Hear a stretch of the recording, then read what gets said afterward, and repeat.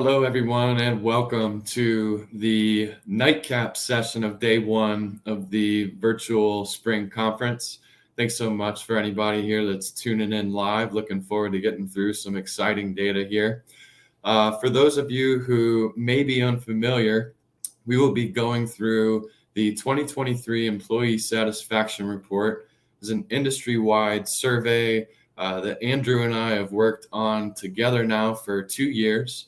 This is the second year, so I'm really excited to be able to dive into some year-over-year changes. I won't spoil any surprises here ahead of time because we'll have plenty of time to dive into the data itself and welcome any questions or comments from everybody that's tuning in. Really excited to dive into, again, what's been a wild year to say the least, thinking about 2021 to 22 to now 2023. We talk a lot about brewery trends and the actual consumer side of things, but then also looking at the talent and the employees behind the scenes making everything happen. So without a further ado, we're going to get started here. There are a couple slides of background just so you can kind of understand the how we came to all this data, who was involved, where we're all bringing it from. So to start out a little bit about our why. So this is, again, an industry-wide employee data. We sent this survey distributed across January all the way up until about mid to late March. And everybody from bartenders to taproom managers to owners to brewers, we compiled all this data, and with the real goal of understanding that quality of experience. So why are people happy? Why are they perhaps not so happy? And then is there any trends here that we can take and make actionable as we move on for another year? Promises to be pretty wild in just the brewery scene.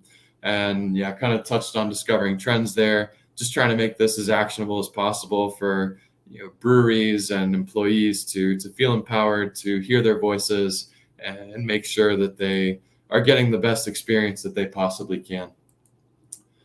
So I mentioned this a little bit ago, the little how. So this is a survey that Andrew and I developed across the winter of 2021. So dating back now 2 years ago. The survey questions were pressure tested with a lot of input from industry leaders, and just want to make sure that we were capturing things that would truly be meaningful. This year's fielding was again between January and March of 2023 with that national audience, and then analysis was completed across this last week to build this presentation for y'all. To get a quick understanding of who it was that we got opinions from, we got opinions from 254 breweries. That is a 17% increase from last year's study. No change in state representation. 43 states were represented. But overall, we had 330 responses. That's an 18% increase from last year's study. And then you'll see the role breakdown on the right: front of house, brewing ops, business roles, and owners. So you can get an idea for overall sample size there. And in a later slide, you're also going to see which roles fell into front of house, which roles fell into business and brewing ops, so on and so forth. Nearly 90% of our respondents were full-time, and 12% there being part-time employees. We had a more even split in our survey sample, male versus female. Last year, it was a little bit closer to 60-40, 65-35, and this year we saw that level out, 55% male, 45% female. And then in terms of the LGBTQ community, we had 12% of our survey sample identify as LGBTQ+. So first up in the section, we're going to talk about tenure and compensation. And we asked respondents, how long have you been employed at your brewery, and how long have you been in your current role at your brewery? So starting with the left-hand side, again, this is split out here by front of house, business roles, brewing ops, and owners. Half of respondents have worked nearly 4+ years at the brewery. 1 in 5 respondents started a new role in the last 12 months. The reason this slide is up here for y'all is to understand a little bit more about the audience and whose opinion we're capturing here. So with half of the respondents working 4 or more plus years at a brewery, we definitely have a very experienced group here. And then as we think about those percentages there of working less than 6 months or 6 to 12 months, a little bit less representation from people who are perhaps a little bit newer to craft beer, new to their brewery itself. So just to keep that in mind. We also saw from 22's report to 23's report, 10% less respondents started a new role in the last 12 months. So what that really shows us is, indicating potential stagnation and upward mobility, or it could just be, the sample size overall. But we did see fewer respondents starting a new role. So that means more folks are staying in their previous role than last year. Next up, we asked about compensation packages. And I want to illustrate the graph to you real quick and just go over what you're looking at. So we asked respondents to select all that apply. So you see wages and salary, paid time off, sick leave, those being the top 3 components of a compensation package.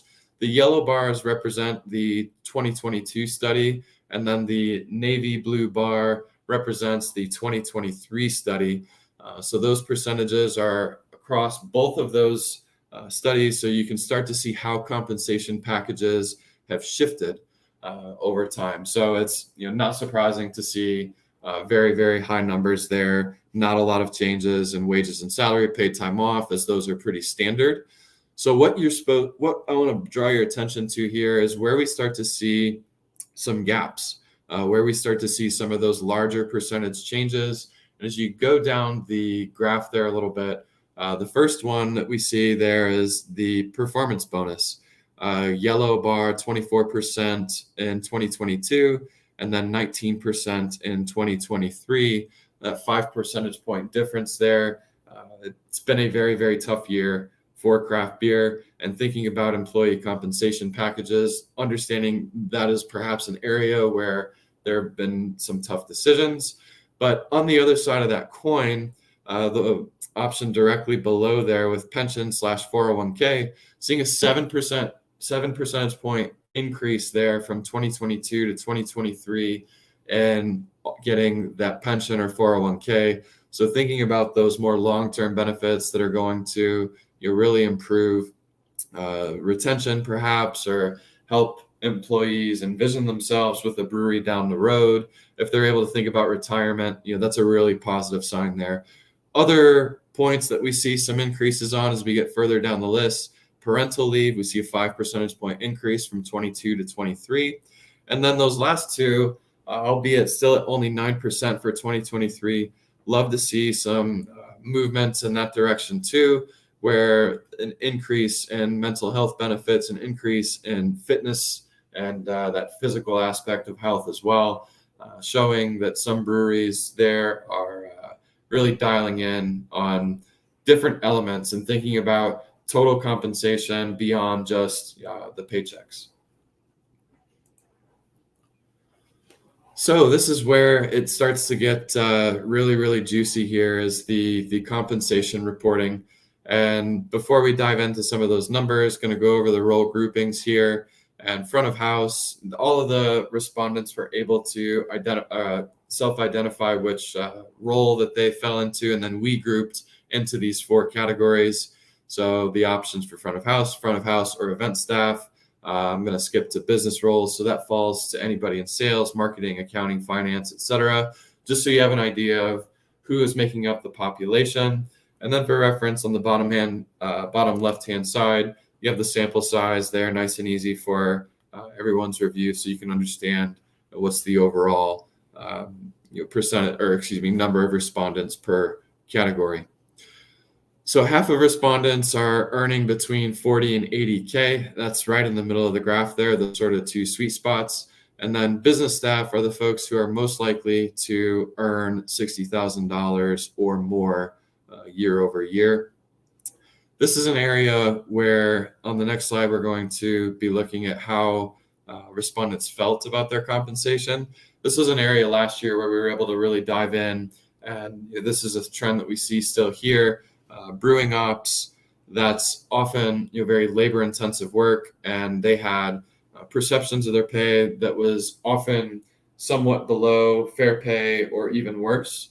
And as we transfer to the next slide here with compensation perceptions, these are broken out: front of house, business, brewing ops, and owners.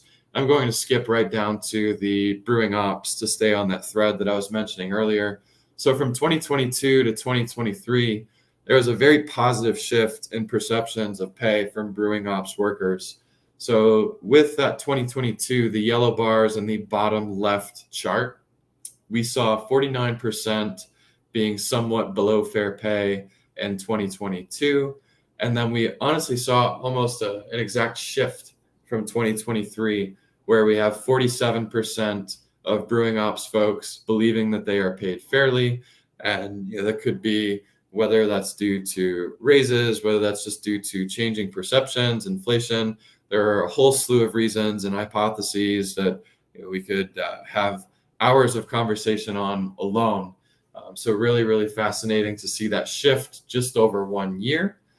And then also going to draw attention to the business crowd here. That's going to be the graph in the top right corner of your screen.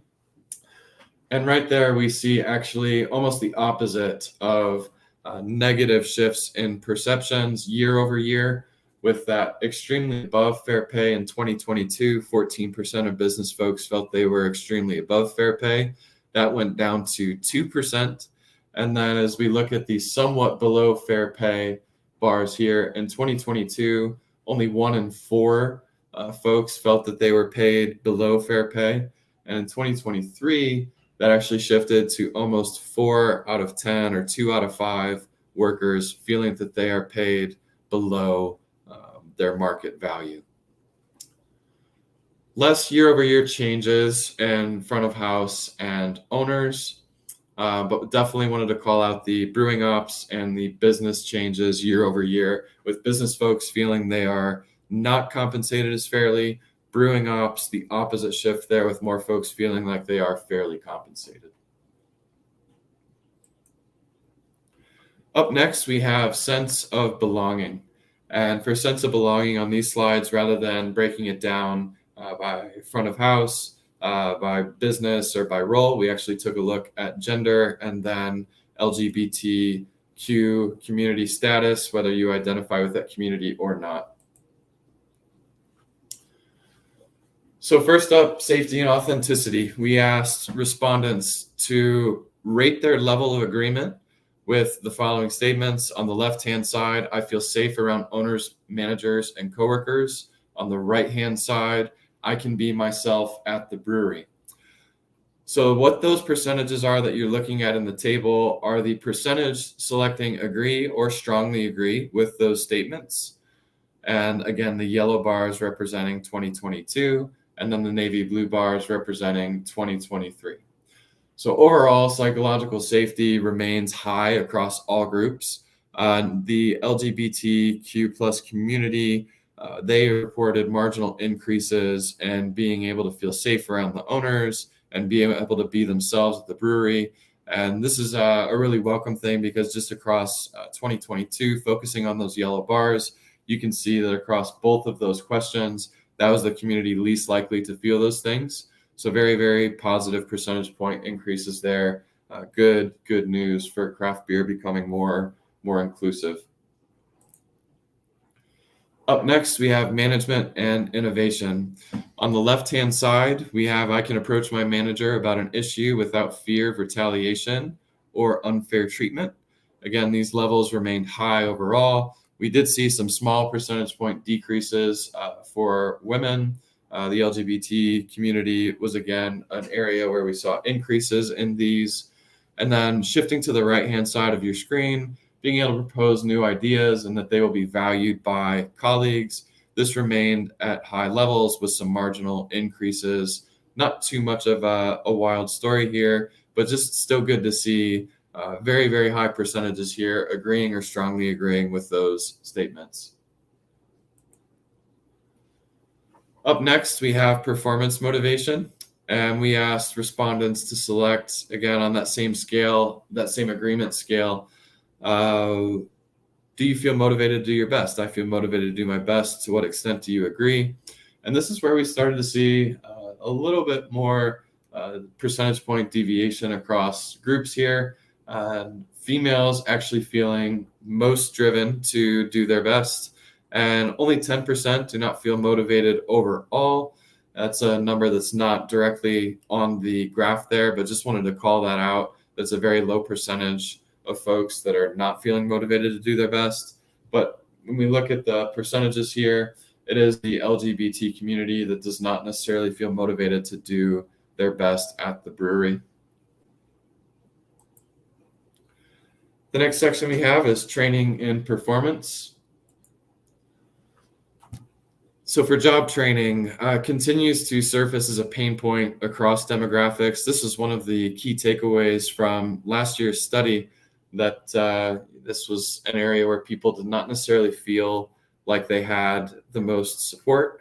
And just one note for the logistics of these numbers, anybody that selected NA for this option, those numbers were subtracted when we are doing the percentages for these graphs. So you are getting a true representation here that for 2023, 50% of females feel like they were properly trained for my role. That is a true number, regardless of anybody that has selected NA. Those folks were subtracted from these responses. So again, this is a takeaway for 2023, feeling about the sentiments of being able to be properly trained, an area to continue to improve, and just have conversations with employees. So thinking about that as one of the key takeaways from this year's study. Mentorship here, having someone to ask questions about my role at the brewery, seeing similar sentiment here, similar numbers, and kind of going hand in hand with training. If you were properly trained, you probably have somebody that you feel like was a mentor or leading that process perhaps.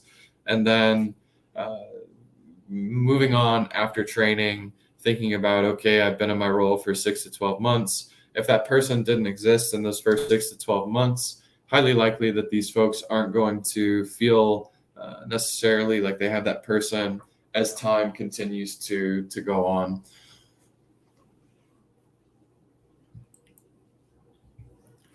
Professional development. This was an area, again, that I would call a pain point from the previous year, but this was an area where there were actually some decreases. So another takeaway point, fewer folks actually feeling like they have meaningful professional development opportunities to continue growing with the brewery. And this study defined professional development opportunities as on-the-job training, as industry conferences, industry certifications, those sorts of things. And as we see, the only group that felt like they had meaningful professional development opportunities, the only group that we saw an increase in that from 22 to 23 was for the male population, and a significant drop off there for women. And regardless of LGBT status in general, those are some pretty large percentage drop offs.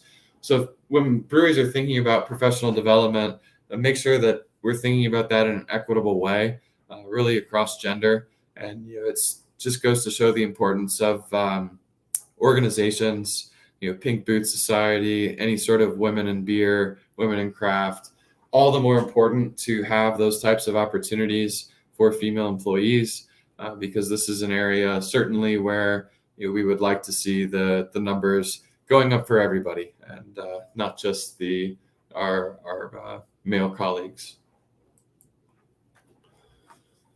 Next up, we have resources. We asked respondents to rate their level of agreement with my brewery provides the necessary resources to perform my job well. This is, I would say, middle of the road, around 70% overall, and not seeing too much meaningful change there. So again, just emphasizing, for any brewery that's wondering, why, have conversations with the employees, see what it is that they need. Perhaps it's equipment, perhaps it's a stipend, whatever it might be, just to try and get these numbers up. Because if 3 out of 10 employees don't feel like they have the resources to be performing their job well, and then they don't necessarily perform the best over a 6-month period, you're having conversations about performance improvement. Have those conversations proactively. The idea of stay interviews in the corporate world are really catching steam in a world where there are more options and more opportunities for employees to perhaps go and get paid more. Just trying to be proactive so it doesn't boil up into, oh, like this person left. Let's figure out why they're thinking about leaving before they ever leave, and see if that's something within our power that we can mitigate a lot of those circumstances. Next up, we have overall happiness, and this is one of the higher level sections that we have. Some rather like blanket statements, but still pretty valuable to think about. First up, we have happiness and respect, and the statements here where there is mutual respect between my coworkers and me, and I am happy to work at my brewery. These percentages, we see very, very small changes overall. The one thing that I will call out is 22 to 23 on the left-hand side of your screen. We did see a pretty significant percentage drop off from our LGBTQ plus associates and colleagues. That is a 14 percentage point decrease there, rather significant. And especially when we didn't see that level of drop off for males, females, or non-members of the LGBT plus community. Shifting to the right-hand side of the screen, we see similar trends. I'm happy to work at my brewery. Not a whole lot of change year over year there. Relatively high percentages with, basically 4 or 5, 8 or 10 or more employees feeling that they're happy to work at the brewery. And then again, the LGBTQ plus community being the least likely to agree with that statement. Here we took a look at happiness versus role. So we've been looking at a lot across the gender perspective there, and then LGBTQ status identification as well. But wanted to break this down by role. Happiness levels remain very, very high overall. The group that shows the lowest level of happiness is brewing ops. And this is a theme from last year. We did see a small percentage point increase from 22 to 23, but still front of house and business folks are generally much more happier than the brewing ops folks. And very, very thankfully, we still see high levels of happiness with our owners. Slight drop from 100 to 96%. I wouldn't make too much of that overall, but people in general being very, very happy. Next up, we have perceptions of ownership and management. On the left-hand side of the screen, you're looking at perceptions of ownership. The right-hand side of the screen, perceptions of direct managers or supervisors. So here you were taking a look, and the numbers increased year over year, and perceptions of brewery ownership across really all groups. So that's a win. Just in general, not seeing any super significant callouts. There are certainly more relevant and prevalent takeaways that we've kind of already covered there, and differences between LGBTQ plus and non-LGBTQ plus. Shifting to the right-hand side of the screen, we do see pretty similar numbers overall in terms of perceptions of ownership versus perceptions of manager. Not too much of a story there year over year. Up next, we asked respondents to see what their perception of the brewery was overall. So my brewery has a positive reputation and image. These numbers remain high year over year, slight increases across all populations, with the lowest being 4 or 5 LGBTQ plus respondents agreeing that my brewery has a positive reputation and image. I do just want to call out as well with the LGBTQ plus population with an N size of only 38, it's a lot easier to get some significant percentage differences with that lower N size, especially when we're comparing with male size of 183, female 132, and then non-LGBTQ plus population being 270. So some of these percentage differences that we're calling out can certainly be, at least in part, attributed to the sample size. Employee retention. We asked respondents here, I want to continue learning and growing with my brewery. I'm going to let you all take this slide in for a moment while I take a sip of water and catch my breath.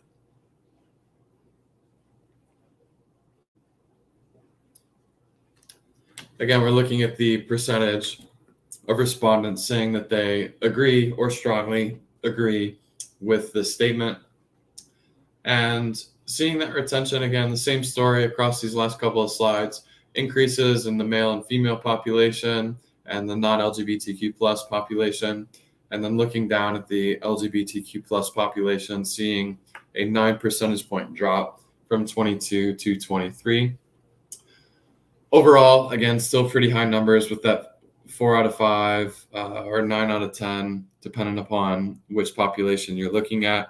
I think in general, this is a very positive slide. In an industry where the pay is not as much as you could possibly get in other industries, seeing this level of a desire to continue learning and growing with the brewery, something that's really special, and I think speaks to just the camaraderie across, whether it be employees or just community involvement. As we know, breweries can be such just beacons of an entire community and bring everybody together. It's very clear just based on this slide alone that employees value being a part of that and enjoy, playing a hand. This has been one of the most exciting slides as we were building this report. Happiness factors. On the left-hand side, you're looking at things currently contributing to happiness. And then on the right-hand side, factors contributing to future happiness. I know you're looking at a lot of bars here. Again, the yellow representing 22, navy blue representing 2023. We see an increase on the left-hand side here in importance of people. So anywhere that you see the blue bar being larger than the yellow bar is something that's more important year over year for right now than it was a year ago. And it's not to say, as we look at coworkers being the top thing, most important factor currently contributing to happiness, see a larger blue bar there, a slightly larger blue bar under welcoming brewery environment, base wages and salary, a shorter blue bar, benefits, a shorter blue bar. These are, compensation will always be king, but I think it's still fascinating to see a little bit of a shift and the importance of people, because as we move to the right-hand side of the screen, factors contributing to future happiness, I'm going to draw your attention down to about midway through the slide. Relationship with coworkers, that blue bar reaching nearly 50%, as it was closer to, it's about 35% there. Excuse me, in the yellow bar, people are focused on their relationships at work. And the idea of more mental health benefits and just a focus on well-being in 2023, as we're now nearly fully in a post-pandemic environment in most places across the United States, people are very, very focused on their relationships, whether that be coworkers, managers, owners, etc. So I do want to call out, as I've just gone on a personal little soapbox about the importance of relationships, base pay raise is still the number one most important factor contributing to future happiness. It just dropped in importance a little bit year over year, albeit it is still number one. With that, we have arrived at the Q&A portion of the presentation. It was funny, I was chatting with Andrew behind the scenes to see an estimate of how long this presentation might take. And we are right at 5:31 on the dot. So for any listeners that we might have tuning in live, welcome any questions, any comments, and I'm going to go ahead and just fast forward to the next screen with both of our contact information, just so it makes the recording for anybody that is watching at a later time. This is where you can reach either Andrew or I. It's been such a pleasure to be a part of this study and put this together. Some meaningful changes year over year there as we think about some key takeaways, professional development being one, training being another, both pain points from 2022 that have again surfaced in 2023. And then I think capping it off there with that last slide of factors contributing to future happiness, we see a much more increased focus on relationships and coworkers. So gonna pause here, maybe 30, 60 more seconds or so, see if anybody else has some questions or comments. But if not, I appreciate you tuning in. Look forward to anybody who's going to watch this at a later date, welcoming any questions, comments, feedback.